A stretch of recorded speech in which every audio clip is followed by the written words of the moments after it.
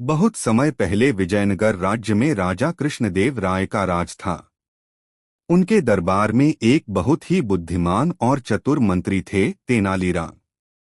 एक दिन विजयनगर में एक बहुत अमीर लेकिन बेहद लालची व्यापारी आया। वह लोगों को धोखा देकर ज्यादा पैसे कमाता था। उस व्यापारी ने दरबार में आकर राजा से कहा, महाराज, मैं बहुत ईमानदार व्यापारी हूँ। पूरे राज्य में मुझ जैसा सच्चा व्यापारी कोई नहीं। राजा को उसकी बात पर थोड़ा शक हुआ।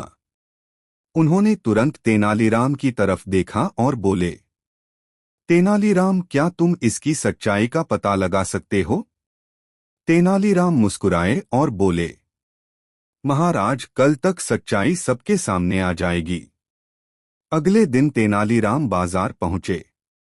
उन्होंने व्यापारी की दुकान से एक सोने का बर्तन खरीदा और उसे चुपचाप एक थैली में रख लिया। फिर वह व्यापारी के पास गए और बोले, सेठ जी, यह बर्तन आपने मुझे कल बेचा था, लेकिन इसमें एक छोटा सा छेद है। आप इसे वापस ले लीजिए। व्यापारी तुरंत बोला, नहीं नहीं, मैंने तो आपको बिल्कुल सही बर्तन दिया था।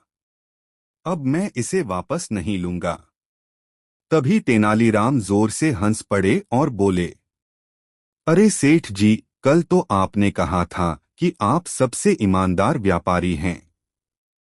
अगर बर्तन सही है तो आप डर क्यों रहे हैं?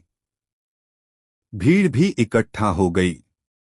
सब लोग व्यापारी की बात सुनने लगे।